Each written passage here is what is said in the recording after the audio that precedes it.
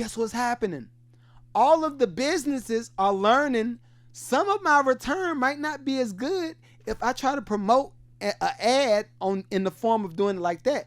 I need to find a channel that's within my niche so I can now market on that channel to that person's audiences and start building more of my product, services, or brands and sell more through their audiences. That's why we had old girl, and I'm not going to say her name because I be getting banned every time I say her name. But the person is running for office right now. That's why she went and did the Call Her Daddy podcast.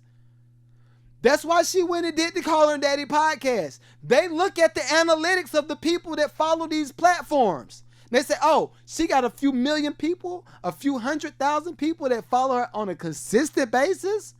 I need to go holler at her. Man.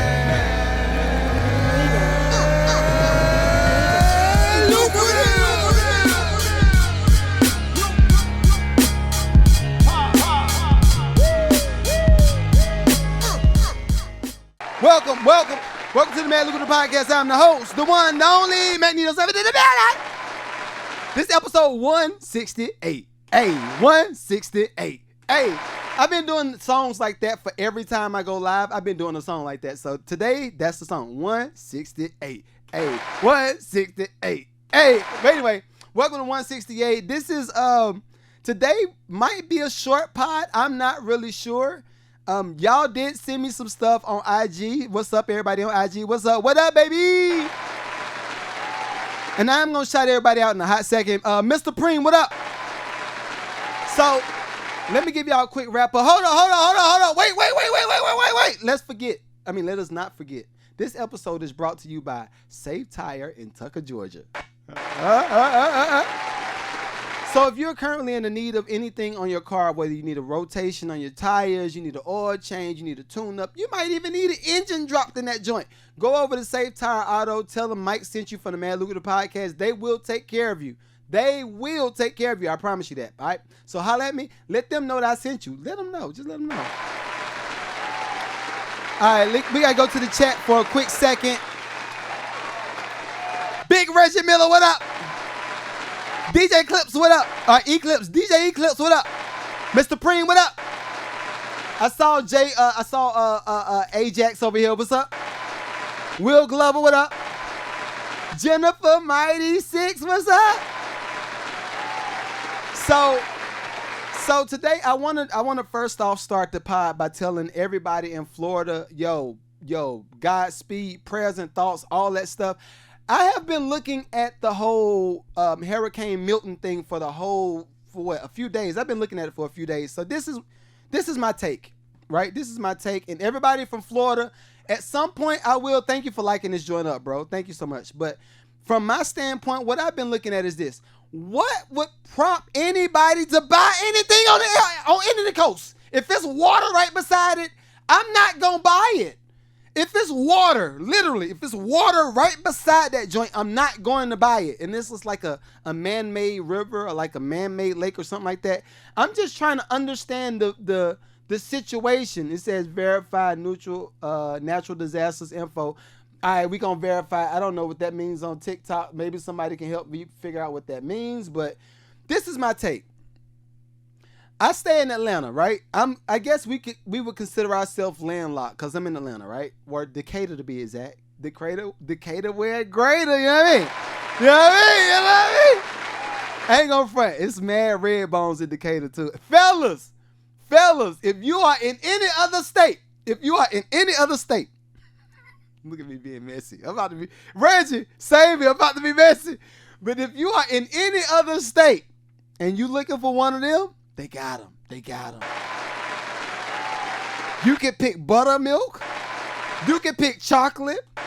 You can even pick the white girls. Up in Alpharetta, Sandy Springs, the white girls over there too. Back to the conversation. So I've been following Hurricane Milton for the longest. Shouts out to everybody that's in my lucrative community that stays in Florida. I've been checking on them. I've been attempting to check on them as much as possible. Even some of the artists I've been working with that stays in Florida, I've been trying to keep tabs on what's the status of their situation. But this is what I look at. This is what I look at. DJ Eclipse says, I used to live in Decatur. No lies detected, huh? They thick too, dog. They thick. Thicker than some mama biscuits.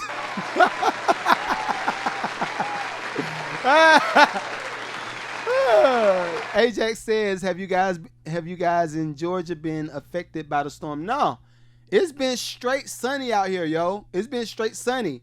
But what I was gonna say is this.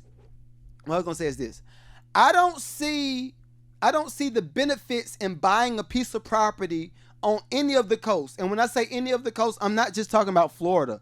I'm talking about any, like if you go from Florida all the way up to Savannah, all the way up to Myrtle Beach, all the way up to Virginia Beach, going up to New Hampshire, all the way up to, I don't see the purpose in buying any piece of property on the coast. On any coast, California. Is Houston on the coast? I think certain parts of Houston is on the coast in the Gulf of Mexico. I just don't see the benefits, because this is what I look at, right? And keep in mind, I dibble and dabble in real estate, music, coaching, like business coaching, marketing, all that stuff. That's my area of interest, right? If I were to buy a piece of property, hold up, unapologetically, Kay, what's up, girl? What's up? But this is how I look at it, right? Keep in mind, like I said, I'm in Decatur. Decatur's kind of landlocked. We don't have too much going on. At most, we might have a severe storm.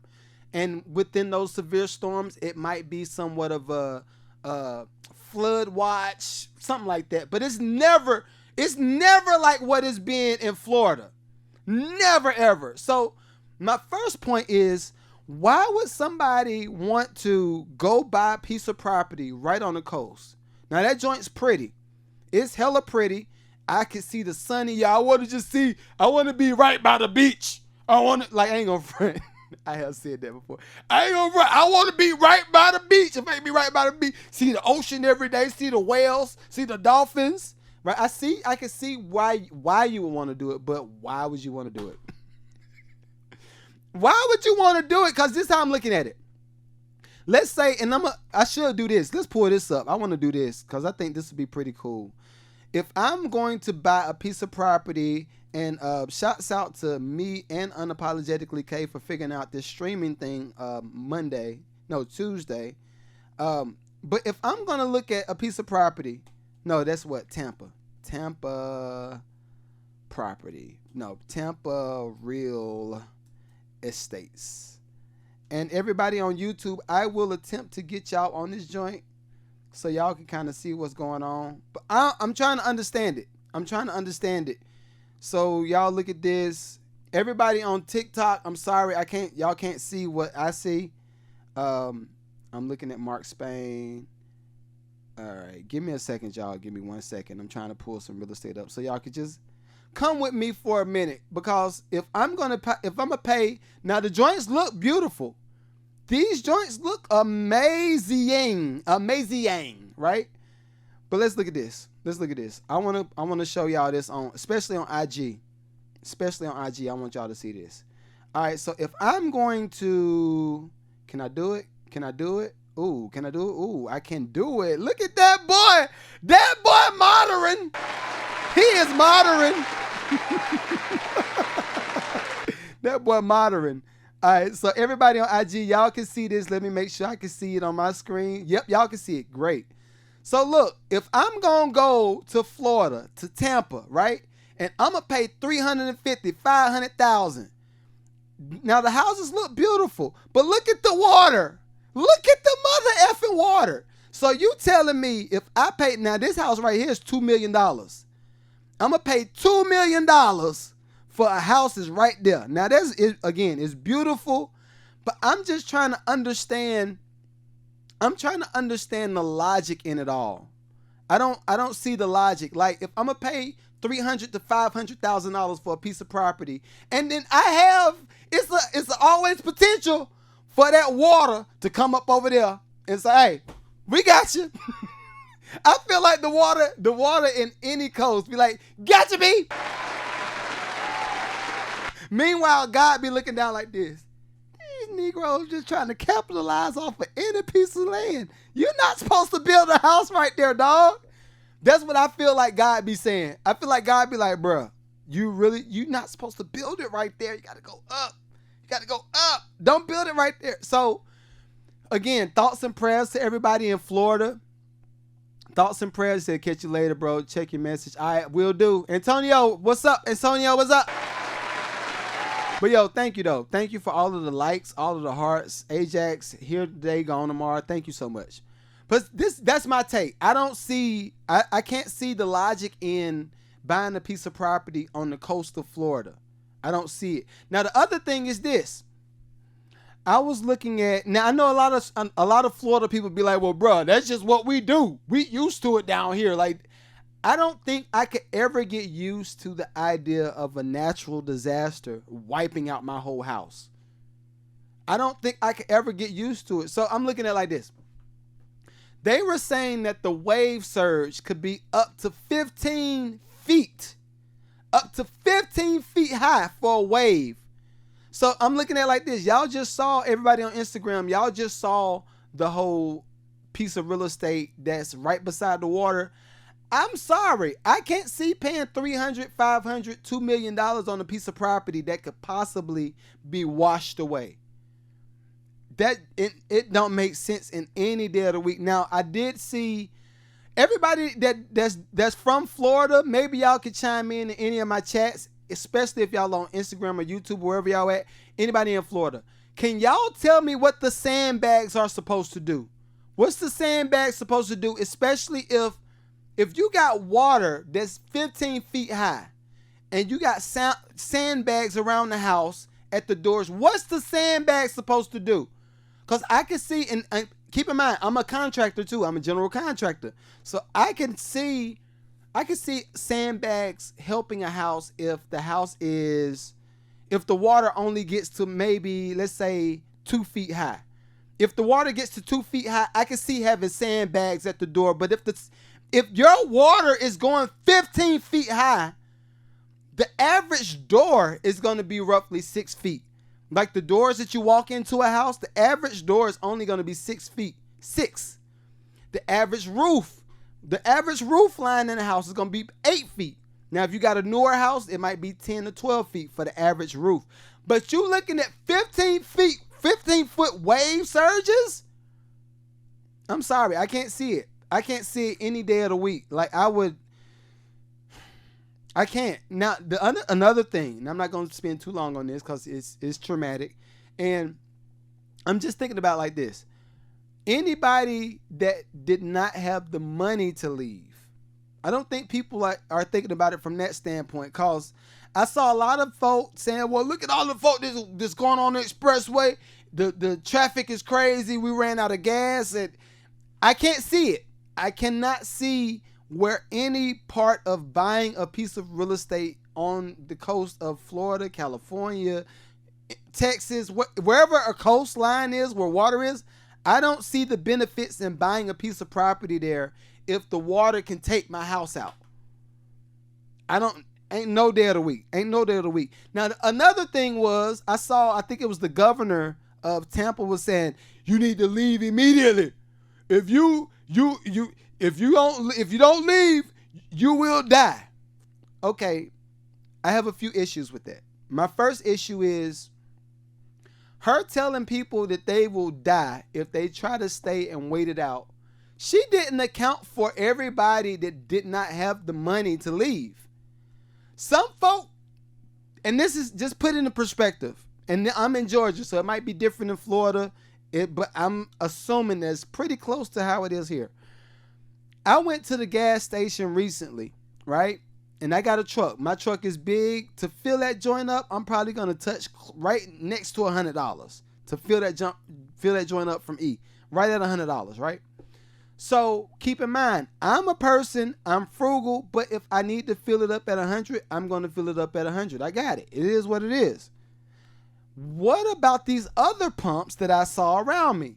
I have literally seen let's see, I put some gas in my truck this morning. I looked at one pump, somebody put $3.68 in one tank. $3.68. I saw one pump that said $15. Another pump across from that said $10. The other pump was $5.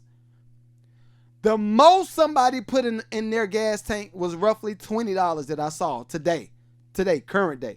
So how does this governor think folk have money to fill their cars up and go leave? And then not only that, who had the extra money to go rent a hotel? Some folk family is in New York. You can't drive from Florida to New York on one tank. So this is just stuff that I think about with all of these natural disasters. Like, I don't like that. Honestly, this is how I look at it. Okay. It is a capitalist standpoint to build a piece of property on a wavery ground. If the ground is filled with sand, I'm not going to build a piece of property right there. I'm going to build a piece of property on, like, in Georgia, we got the limestone. When you dig so deep in Georgia, like if you start to try to get into building a house, like new builds, if you're building a new house in Georgia, right? You know you got to build the foundation first. Sometimes when they're digging up land for houses down here in Georgia, they hit limestone. That's just because that's how deep and how rich the ground is. Then they say that Georgia red clay. But anyway, the ground is solid. It's not sandy ground that they're building houses on when it comes to Georgia. So I'm okay with building a house like that. Now, the other thing is you got the sand in Florida, then you got the swampy ground in Florida. Why would I want to put any house on stilts? This is just stuff that I think about. I would not put a house on stilts and live in it and think that I'm going to be safe. No day of the week. Ain't no day of the week I'm going to feel safe with that. So, again, thoughts and prayers to everybody that's in Florida. I know y'all going through it right now, but I'm just saying, I would say consider moving. Honestly, I would say consider moving. Florida just need to be left as a tourist attraction. I ain't gonna say Florida. The coast, all of the coastlines, them joints just need to be tourist attractions. Like, I would not put a piece of property nowhere to save my life. And then the other thing is this. Have y'all thought about insurance? House insurance, car insurance. I'm sure when a person is coming out there to do an insurance claim, or you just bought a piece of property, right? Let's put it there.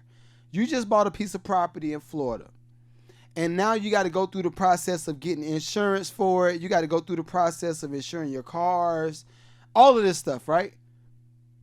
I'm sure the tab for that insurance is going to be through the roof because they've already accounted for how many natural disasters are going to come up? How many times are these people going to have to file claims to get their stuff back? I'm sure that accounts for a lot of the costs. So not only are you going to pay $300,000, $500,000 to $2 million for a piece of property on the coast, you're going to pay a premium to get that joint insured. You're going to pay a premium to get that joint insured. I don't see where it don't benefit me. I'm sorry. It don't benefit me. All right, so I talked about that for almost an hour. I'm sorry, about 30 minutes. I'm sorry. But it's just been news. That's a lot of news. A lot of news in Georgia. I mean, in Florida. Last thing on Hurricane Milton. Then we're gonna get to a little bit of music talk. But something else I thought about. All of the news broadcasters, y'all mofos are real. I'm going to put any of the news broadcasters in any of the hoods of America. Like, those are the real ones. Because I saw them sitting out there. The wave coming in. Whoosh. Oh, we got to go. I said, ain't nowhere in the world I'd be out there covering that storm. Outside covering a storm. Like, nah, I'm sorry. I can't do it. But all right, first up, we're going to talk a little bit about music business. Let's see where we're gonna pull it up. And this is just to kind of piggyback off of some of the previous conversations that we had centered around just artists being artists again. I think for at least 10 years, it's been a drought of real artistry. And I think the reason is a lot of folk have been on the paper chase. I will give them that. Some folk have been on the paper chase, but I think some people have just lost the feeling and the vibe. So I want to bring up music producer I want to bring up the music producer to the stage, and I can't think of his name right now. Y'all will see it on the screen. But music producer was talking about R&B music and them not having the feeling. I think JD was the first person to initiate the conversation. But I think it's a good conversation to have. So let's talk about it right quick. Let's talk about it. Let's see. Bam, bam. Everybody on IG should be able to see this. Much has to do with the church, because there's people that never been to church that create, you know what I mean, music with feeling. It's about feeling. I think that music right now, R&B right now, doesn't have feeling. Me personally, when I make records like Fine China, like Call Me Every Day, like Autumn Leaves, all these records, or Like Summer Flex. Too Hot, I try and make sure that the records have feelings when you're listening to them. But yeah, it's about feeling. I think he kind of was just trying to explain music doesn't have that feeling that broke the segregation walls when, you know what I mean, the white women were running to see James Brown, and, you know, it don't have feeling no more. So I agree with him on certain things. And then I skipped the Anthony Hamilton part.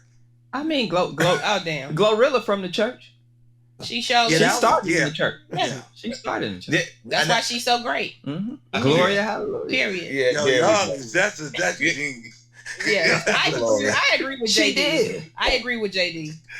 So this is my thing. I will kind of, I can say that because I am a church musician. I grew up in the church. My first instrument, everybody black. Maybe some white folk. This would be a cool conversation to ask certain white people about as far as this part, because I think everybody black started on playing the drums. That was the first instrument I started playing in church, right? And naturally, over time, I started gravitating towards the organ. I landed on organ and piano, and that's been the thing to just take my musicianship from this place to this place to this place to this place to this place, right? So I will say that the roots of being in the church is a good training ground for a lot of artists. Because this is the thing, and I know some of my Christian people might disagree, but I don't really care. If you disagree, you disagree. But this is how I think about it. If you are from the church and you are a musician, I could easily see 1,000 people learning how to be a musician, learning how to perform, learning how to engage a crowd. All of this stuff that a lot of these new artists that are just getting signed, well, that were getting signed, we're going to talk about that too. But a lot of these new artists that were getting signed did not have that training ground. So when you think about the legends of the game, you think about Whitney Houston, you think about, like you said, James Brown, you think about Beyonce, you think about all of everybody that we consider like the real goats, the goats of this music thing. A lot of them came from the church. And if they didn't come from the church, they probably came from a jazz background. And then they just transcribed that jazz background over to the professional arena or the secular arena, right? So I don't disagree. One thing I do think is going to have to happen at some point, and I think this is a deeper conversation when it comes to church, when it comes to not necessarily just Christianity, but the church was the first people that I've seen to do it right? So think about it like this. If you are a person like me that grew up in church, 4th grade, 5th grade, 6th grade, those are like my pivotal years in me understanding that I really want to do this thing as a musician. I really want to do this. And I'm not a cokehead. I've just got a booger in my nose. Just it's not coke. I know somebody gonna watch it on playback, be like, "Oh, he keep touching his nose." Oh, no, I don't. It's allergies or something. But anyway, everybody that's a musician that came from the church, I'm talking 94, 95, 96. There was some real complex music that we had to learn back in the day. The music was not light work. The music was not light work at all. So then you unpack that to, okay, can you control the crowd? In church, we would call it set the atmosphere. Can you set the atmosphere and get people where they need to be? Hold on, let me help you out. Give me 1 second, y'all. Give me 1 second. All you gotta do is do that right there. Bam, bam, just like that. All right, thank you. But anyway, are you a person that was able to control the atmosphere and get people to to chime in on what's happening in the moment. I think church musicians learn how to do that very early. And then if you're like me, you started to learn how to recreate that in a studio. You learn how to recreate the moment within the studio. So that's why when people buy beats from me, I don't normally like to just send them the stems. I like to coach them through the song ahead of time. Like, so the average beat for me, I'm gonna let y'all know up the front, off rip, because I know some folk be asking, how much beat? I'm gonna probably charge between $500 to $1,000 to $1,500, depending on what the song consists of. All right, so now y'all got some of my numbers. So anyway, I'm gonna get you in the studio. I'm gonna listen to you. First, I'm gonna let you sing the song before you go in the booth. Yes, I still have a booth. I still have a vocal booth in my studio. I'm old school. But I'm gonna let you sing the song. I'm gonna listen. I'm gonna say, all right, cool. Do this. Try to sing this. Swing the words like this. Hold your mouth like this. If you hold your mouth like this, it'll sound like this, right? And I coach people through that process. But I consider myself a producer. A lot of the social media people say, oh, he's a real producer. I didn't say that. Y'all said that. But I like to coach the artist through the song because I don't want my song to sound like trash when it leaves the studio. I don't want you to just put something out there and I say, oh yeah, somebody, I produced somebody, they did something to it. I don't like for my music to leave the studio, and that's the consensus. I want for everybody to be like, oh yo, that joint's amazing. So that's one thing. I think the church produces like authenticity within musicianship. The church produces it. Another thing is, unfortunately, and I know a lot of pastors might get on me. Well, not New Age pastors probably won't, but a lot of pastors might get on me. The church is one of the first training grounds to tell you how to deal with people and their BS. If you are not a people person and you don't know how to develop relationships and you don't know how to control atmospheres and you don't know how to just set the tone, the church will show it to you. The church will teach you. It'll learn you something real quick. So I will agree with them on a lot of that, but I just think that now, I don't know that artists really care. I don't think artists care. I think that is the bulk of the issue that exists right now. When it comes to people put music out, people just don't care. I'm thinking about everybody too. I think the people that do care are the stick out people. Like those are the people that we coin, oh yo, you are one of them. New age artists, I would say Victoria Monet. I would say Lucky Day. I would say Summer Walker, but her catalog ain't long enough just yet. And of course Chris Brown, but I wouldn't even consider Chris Brown in new age. Chris Brown, I think he came out 06. I think Chris Brown came out 06, 07, so he's not new. So anyway, that is a situation that exists. I would love for everybody to try to step it up a little bit, but who's to say they won't? I think a lot of people are used to it. Now, this is another thing. Only the people that's creating good music and creating their own fan base are going to be the only ones getting the check. If y'all didn't realize it yet, let me rephrase this. The music business is washed up. It's a wrap. The way y'all knew music business, it's a wrap. Even the idea of aging out, I think the idea of aging out is dead. That don't exist no more. The reason I say that is this.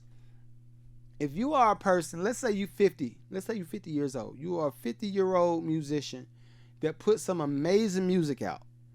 And for some strange reason, after you've done all of the stuff that the young kids do, when I say do all the stuff the young kids do, I'm talking about posting on a consistent basis, going live on a consistent basis, connecting with your audience, growing your fan base, like giving them something to look forward to every week.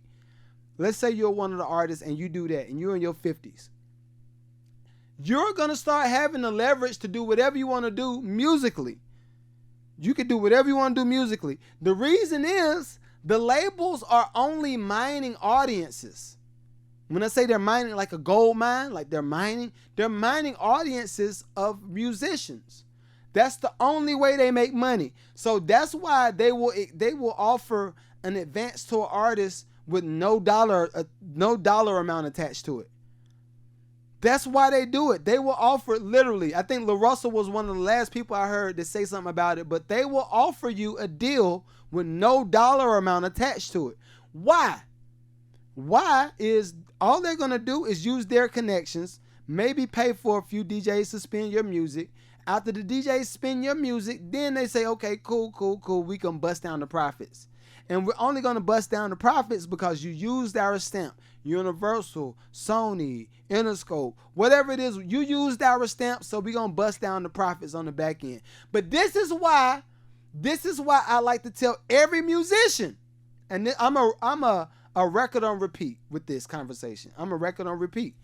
I tell every musician the same thing. Yo, if you are really trying to be a professional musician, and for me, the difference between being a professional and being an amateur when it comes to musicians right now is who making money and who ain't making money. If you making money, you professional. If you ain't professional. That's how I look at it now, because there are no benefits to being signed per se, except for maybe some of the networks and some of the connections. But this is something I want to let y'all know. And this is a proven fact because I have been using this all year. If you're watching this on playback on YouTube, I'm going to do this for y'all too, and everybody that's in all of my chats right now. Go to my website in my bio. Go to the website in my bio if you're on Instagram, Twitch, YouTube, where else we at? Facebook, TikTok, everywhere, right? Go to my website in my bio. Download something called the 30-Day Social Media Jumpstart. The 30-Day Social Media Jumpstart. I'm going to give it to y'all for free. I'm going to create a promo code. Just use promo code Music Review. I always use that one. Promo code Music Review. Promo code Music Review. Download my 30-Day Social Media Jumpstart. This is going to help you for this reason. Again, the difference for me between being a professional musician and being a non-professional, amateur musician is, are you making money from your art? If you're not making money, then you just got to work towards getting to the bag. But this is what I look at. That ain't got nothing to do with age. That has nothing to do with age. It has everything to do with work ethic and connecting with the audience and giving them a product that they like. That's all it is. So look at it like this. Say you're a 50-year-old musician and you find a niche. Your niche might be, I like to sing dance music, and every time I sing dance music, I wear a banana costume. I don't care what it is, right? You put that on social media, everybody starts to gravitate towards your channel. While they're on your channel, and I'm gonna talk about why I'm calling it the channel too. I'm gonna talk about it in a minute. But while they're on your channel, you have different things that you offer them. You say, hey man, look, we started this little thing. If you buy some of these beads, I just have props everywhere. If you buy some of these beads from me, you're going to be feeding the hungry kids of Decatur. You're going to be feeding the hungry kids of Decatur. 10% of the proceeds go to them. The other 90% goes to me. And this is you helping me build my platform. And I want to show my appreciation by doing ... And you just start lining it up. This week is beads. Next week it might be cups. The next week it might be lighters. Next week it might be fake iWatch. This is not fake. This is my Apple Watch. It's not fake. But you see what I'm saying? There might just be different products that you're offering people on a consistent basis. But the whole time, you are an independent artist moving your own products. Guess what? You're going to make more money than the person that got signed every day of the week. Every day of the week, you're going to make more money. Why? The person that got signed, even if they did try to offer one of those products that you're offering to people, even though if they tried to offer it, they're not going to make nowhere near as much money as you're making. Why? They did the deal. I'm sure that deal is going to be a 360 deal. That 360 deal is going to consist of what? Everything, every product, every service that artist comes up with, the label is going to eat from that. That's what the 360 means. They're going to eat from it. It's not a 180. What's the 180? Half turn. 180 is a half for all of my algebra. What's the geometry people? This little half turn. 180. It's like a half of a pizza. 360, the whole pizza. I think that the more artists are starting to understand that's the play, and that's just what the play is going to be, they're going to start adopting it, and they're going to start taking off those limitations. I think it's up to you to take the limitations off. And I'll give y'all this story, and I'm going to keep it going. I had a guy in my studio last night. Pause. No diddy. But I had a guy in my studio last night, and I was talking to him about his musical career, and I was like, yo, I wanted to hear you sing so I can understand what type of music I need to produce for you. And I'm like that with everybody, especially if I'm going to do a project for you. I want to know what you do first. So I heard him sing. I was like, yo, the way you sing, I would produce this style of music for you, and I think you need to market it to this audience, and you need to post this type of content on a consistent basis to build this type of income. And that's how I am. I don't produce music without seeing what the end could be. I always got to see what the end could be. Right? So anyway, he's talking to me. He's like, well, yo, I'm 50 years old, and I ain't, you age out at a certain time, and I'm too old to do stuff like that. I just need to write for people. And I said, not so. Yes, that used to exist when we had the super gatekeepers. We still got gatekeepers, but when we had the super gatekeepers, yeah, you would age out. I would agree with you back then, but now, no, you don't age out. You just have to build an audience. So he said, what do you mean? I said, I'll tell you what I mean. I said, what's happening now, and this is a beautiful thing, what's happening now with social media and income and ad revenue, what's happening right now is everybody is starting to transition over to online proceeds and online ads and online marketing. Everybody, you have to do it.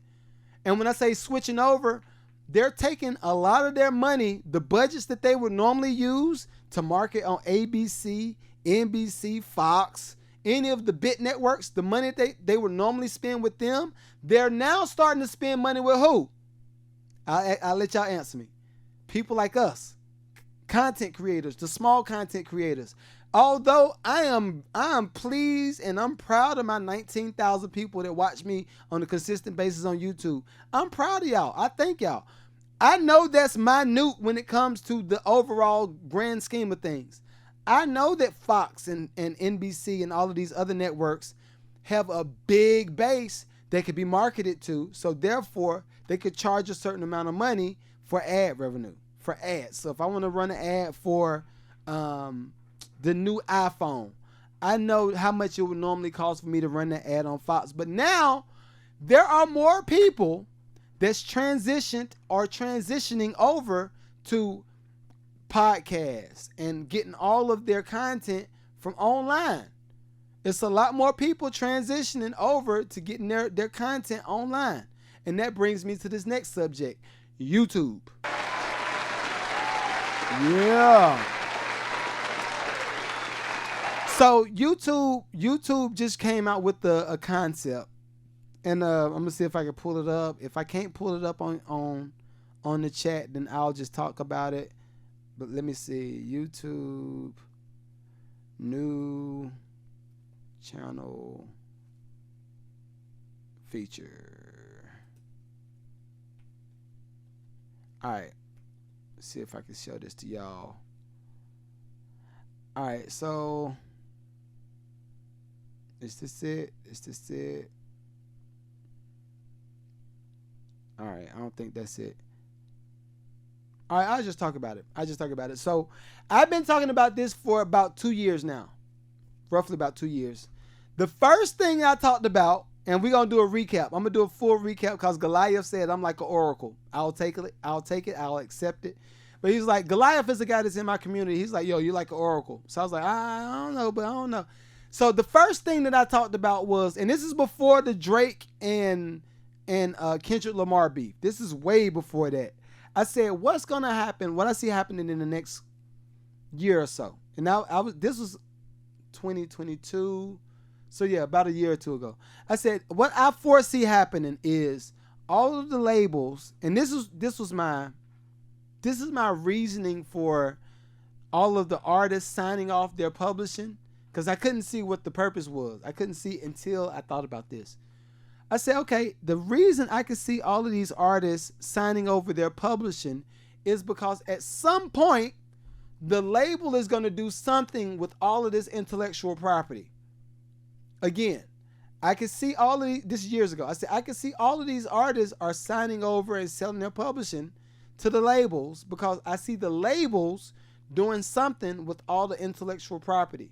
I said, at some point, I wouldn't be surprised if there was an AI version of everybody. When I say an AI version of everybody, I'm talking about Beyonce. I'm talking about Drake, Whitney Houston and her estate, Michael Jackson and his estate. All of these people. I said, yo, it's something happening. I said, I could see all of these people selling their publishing to the label so the label can, in return, start selling off AI versions of the artist. Everybody say I sound crazy. They say I sound mad crazy. I said, I don't see it crazy. I said, now, what's going to happen is going to be independent producers, independent songwriters. They come up with songs and they're going to say, yeah, I would love Beyonce to sing this song.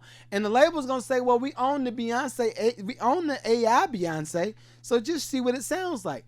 Now, the independent producer, independent songwriter is going to say, all right, cool. They're going to put the AI Beyonce in the joint, and they're going to try to put it on DSPs. As soon as that joint hit DSPs, the label's going to say, hey, appreciate it. Gotcha, B. I got you. Because what's going to happen? They own the intellectual property.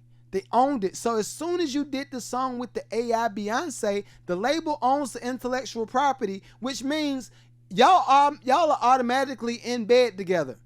You're already in bed together. So whatever proceeds are made between you, the AI Beyonce, and let's say Sony Blackwood, I think that's Beyonce's joint, whatever money is earned from that, the label is busting down the publishing. I wouldn't be surprised if you only get 20% of the song that you do. You might do the full song and only get 20%. Guess why? They own the intellectual property. The AI Beyonce, the AI Drake, the AI whatever, all of the dead artists, they own the intellectual property. That was the first thing I said. Lo and behold, Universal did a deal with Soundbox, and now they're doing everything that I said they were going to do. That was the first thing. Second thing was, I've been telling everybody for every music review, every time I do a music review, I say the same thing over and over. I do it like this, got to reenact it. I say, yo, if you're a musician, come here, wait. I say, musicians, come close. I say this every time. Musicians, come close. I say, if you really want to be successful on social media and you want to have a long-lasting career with music, with content, any of this stuff, you got to start conducting yourself like you are a network. I said, every musician is. I said, you have to conduct yourself like you are a network. What do you mean? I'm glad you asked. If you were to turn on Fox any time of the day, I'm talking about 1 o'clock to 1 o'clock, 1 o'clock a.m. to 1 o'clock p.m., 24 hours a day. If you were to turn any of these networks on, what are you going to see? A piece of content every time. It's never going to not be something posted on the Fox network, NBC, ABC, any of the streaming platforms, Netflix. It's always going to be content there. Always. I say to every musician, conduct yourself like you're a network. They said, okay, I guess I get what you're saying. And I said, if Fox does it, you need to find your version of that and do what they do. So that means developing more shows. That means go live as many times as possible. The equivalent to going live would be a news broadcast. You're going to always see a news broadcast at least, 3 or 4 times a day. They going to be live on the news 3 or 4 times a day. You need to do the same thing on your social media. When it comes to your Instagram pages, when it comes to your TikTok pages, you need to go live at least 3 to 4 times a day. They going to do that on NBC, ABC, Fox, right? You need to do it. What's something else they do? They do programming. They have programming shows. Shows that's been pre-recorded. Then I'm going to air this joint at a certain time of day. I'm going to have this going on. This is why I've been telling y'all to do this. I said, at some point, the big platforms are going to start changing. Not only that, you got so much leverage. I'm going to put it like this. Let's say you are a small YouTube channel. My channel is small. I got 19,000 people on my channel. It's small, right? My views might fluctuate. I might go between 100 views to 1,000 to 2,000 to 3,000 views based on the subject, based on the virality, based on my energy for it. It's a lot of variables that go into play, but I'm going to always have something going all around the clock on my YouTube. I always got something going. What's happening now? YouTube said that they are officially going to act as an app. Now people probably be like, yo, they already an app. No, an app. What I mean is this, YouTube is officially going to start rolling out. I don't know if it's at the end of this year or the beginning of 2025, but they're going to conduct themselves like a Netflix. So this goes back to my original concept. Who are going to be the people that have the most leverage? The people that have the most leverage is going to be the people that have multiple shows on one channel. So for me, that's why I got the Mad Lucrative Podcast. That's what you're watching right now. That's why I got Lucrative Love. That's my dating show. That's why I got music reviews. That's another show I do on Monday. That's why I got sessions that happen on Fridays. All of this content goes between YouTube to Patreon, and they ain't going to give you that play. You got to subscribe to my Patreon stuff for me to give you that play. But that's the reason for me doing so much content. I was like, yo, at some point, the leverage is going to be with the person that has the most content, that has a good amount of engagement. Not the most engagement, just a good amount of engagement. Why? Everybody is currently paying for engagement. Everybody's paying for an ad. You got this going, yo. Wait, before you do this, I got a marketing strategy to help you build your real estate business. Everybody's doing something like that, right? Guess what's happening? All of the businesses are learning some of my return might not be as good if I try to promote an ad in the form of doing it like that. I need to find a channel that's within my niche so I can now market on that channel to that person's audiences and start building more of my products, services, or brands and sell more through their audiences. That's why we had old girl, and I'm not going to say her name because I be getting banned every time I say her name. But the person is running for office right now. That's why she went and did the Call Her Daddy podcast. That's why she went and did the Call Her Daddy podcast. They look at the analytics of the people that follow these platforms. They say, oh, she got a few million people, a few 100,000 people that follow her on a consistent basis. I need to go holler at her.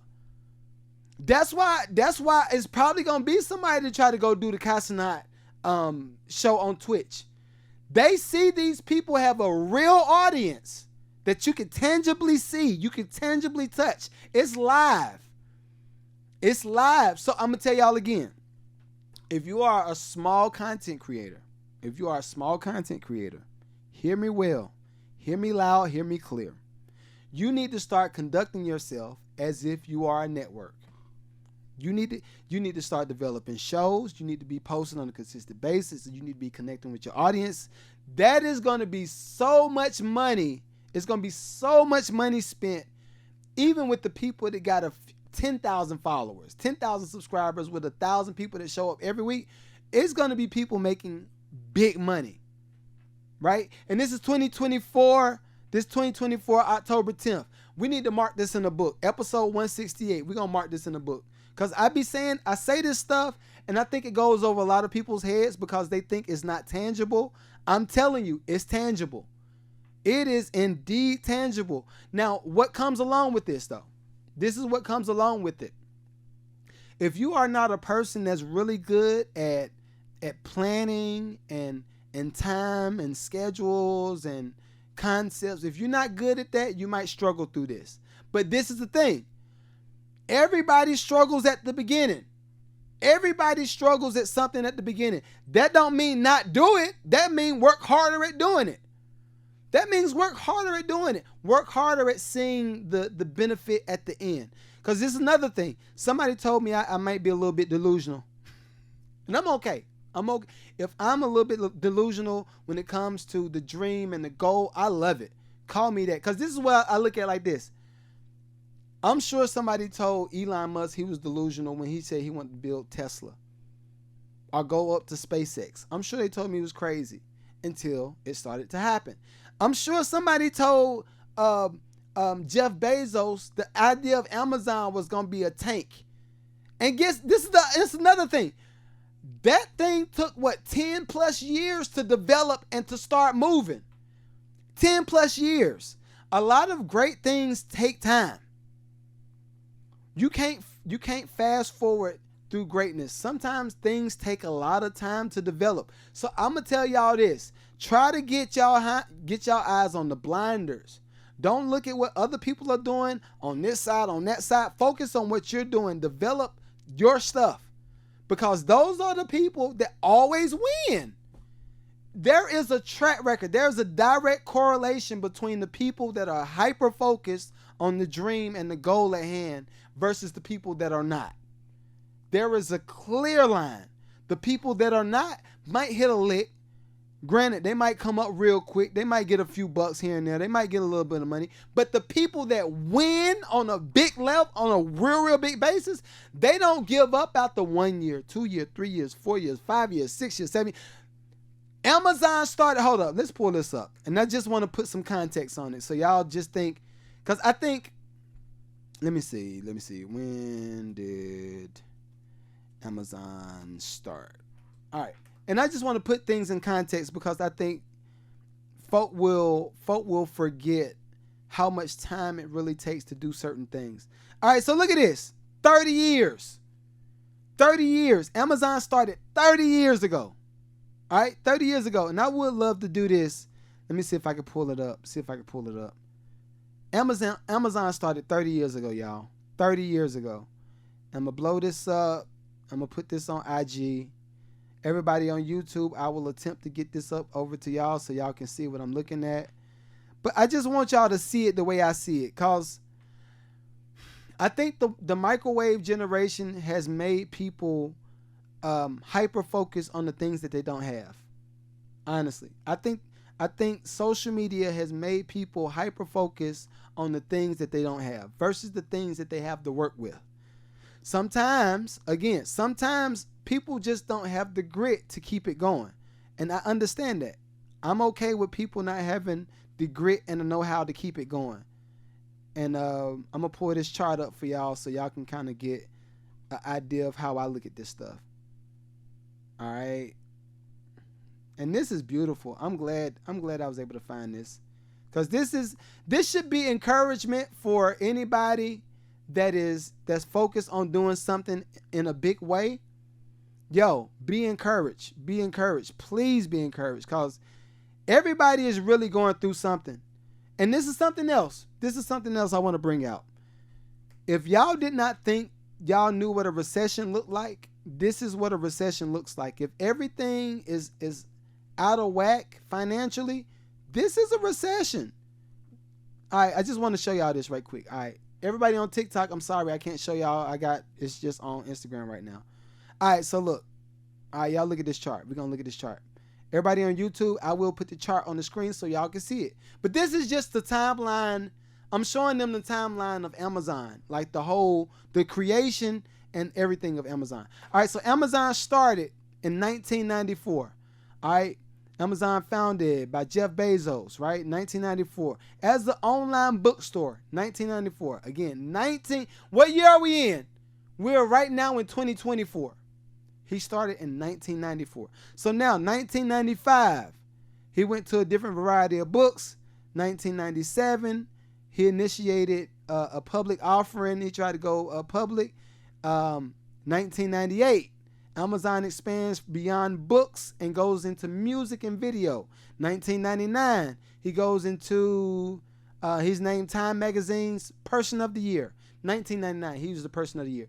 2000, Amazon introduces the marketplace, third-party sellers, what we see now, that started in 2000. Goes to 2002, web services, launch private cloud computing services. 2005, Amazon starts a subscription service. That subscription service took us to a whole nother level. But that started in 2005. 2007, he starts Amazon Kindle. 2012, Amazon Studios and Film Pictures started. So we getting money by now. We getting money. 2015, Amazon surpasses Walmart as the most valuable retailer in the United States of America. 2017, Amazon acquires Whole Foods. You see the development? Y'all see the development. 2021, Jeff Bezos moved over and left Andy as the successor of the CEO for Amazon. All right. And I say all of that stuff, and I went through that timeline to tell y'all this. That started in 1994, 20 years ago. That started 20 years ago. Why do you think that you could do something right now, present day, and it's going to work just like that? Even if you started 3 years ago, have you kept track of the process that you've been making within the 3 years? This is stuff that I look at. And if you haven't kept track of the process, maybe you might not be looking at all of the variables that's going into it. Because I have a mentor, his name is Myron Golden. Myron Golden has something he would say is this. He would say this all the time. Something is either working on you, is working for you, or is working against you. Is working on you, is working for you, or is working against you. I want to challenge everybody to start looking at all of the variables that currently exist in your present life, in your private life. Is it working? The things that you're doing right now, is it working for you? Is it working against you? Or is it working on you? You got to find that out. You got to find that out. And this is the thing. If something is working against you, it might be simple things that you can start doing to pivot and get into a different space. If it's something that's working against you. Now, if it's something that's working on you, find what the lesson is. What is the lesson that I need to learn right now, present day? Is this the lesson I need to learn? Okay, I learned that lesson. I don't want to repeat that no more. This is the stuff that we got to start looking at. Because I think what's happening is social media pushes so much success. This person did this. Oh, he got a bag. Oh, she got a Bentley. Oh, he got this. Oh, he bought his wife this. She bought her husband this. Like, these are all variables that are good. These are good things. But for a person that has not completely found what their thing is just yet, this could indeed work against a person.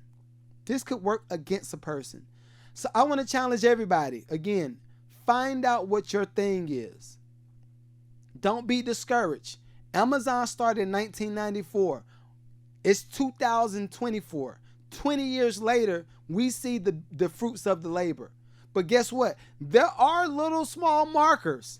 There are little small markers that show Jeff Bezos, I'm on the right track.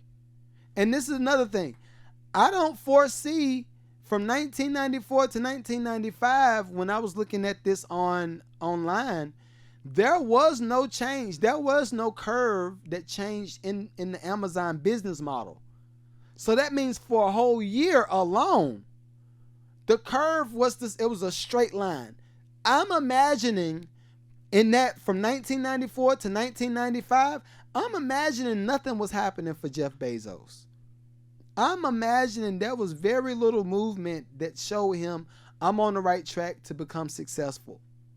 I'm imagining there were a lot of people that said, yo, you still doing that? Yo, you crazy. Oh, Jeff, bruh, how you doing that? You still doing that? Then you go back. You keep going. The next curve didn't come until 1997. 2 years later. So you saying from 1994 to 1995 to 1997, it was pretty much a straight line. Very little movement that showed me I'm becoming successful within what 4, 5, 6, 7, almost 4 years. I'm not seeing no motion. So why y'all think y'all could do it in 6 months?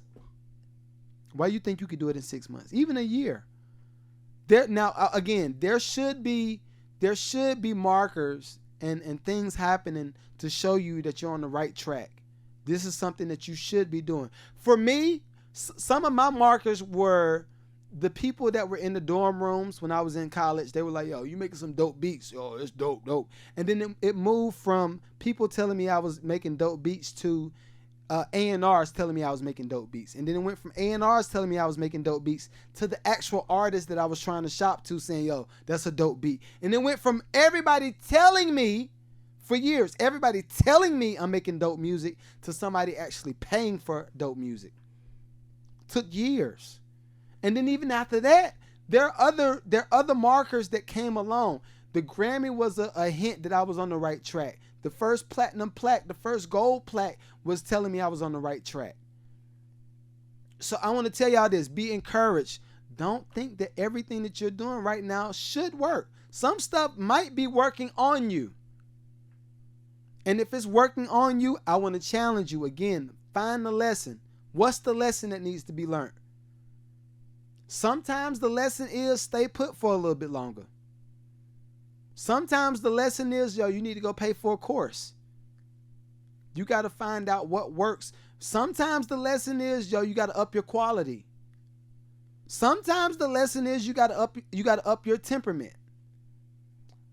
So again, I want to challenge everybody, be encouraged, Be encouraged, especially with as much stuff is going on with the hurricane, with the inflation, with the recession, with the housing prices, with gas price. It's a lot going on. And I think a lot of folk are crashing out because so much stuff is going on at one time. You don't know how to process it. I want to challenge you. Put the blinders on. Get centered.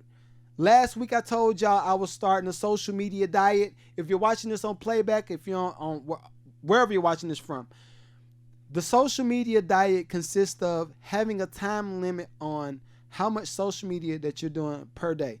And when you are on social media, it needs to be productive social media time. I need you posting something about your product. I need you posting something about your services. I need you going live, connecting to an audience and telling them this is the stuff that I have to offer and I would love for you to be a part of my situation. I need you to be focused on how your algorithm is feeding you certain content. Because this is what I learned. If you are looking at the same type of content on a consistent basis, your algorithm is going to keep feeding you the same thing over and over. I want to challenge you to figure out the change. The only way you figure out the change is start doing research on the things that you need to tend to. If you're a musician and you need to try to start getting some shows, you need to start looking at different venues in your city. And then when you go, and this is how I do my research, and we are going to end in a minute. But this is how I do my research. If I'm currently, present day, if I'm looking for a musician somewhere to go perform, I'm going to look at each city and the surrounding areas for a 30-mile radius. I'm going to look at the venues. I'm going to look at who owns the club. I'm going to look at how many of the people that go to that club. I'm going to look at different screenshots of lives. I do all of this for this reason. You might be a musician that's really dope. You got your own band. You got everything on your own, right? You got all that stuff. This venue might be perfect for your stuff, but they don't have no money to pay you to come do a show. So what you do, you offer the venue the show at a discount so you can get some of the door. And then you start working relationships like that, and then you start building your own little baby tour within your city for all of the different clubs. And that's just one play. You're welcome. But this is Mad Lucrative Podcast, episode 168. I appreciate y'all, and I will see y'all next week. All right? Peace and love.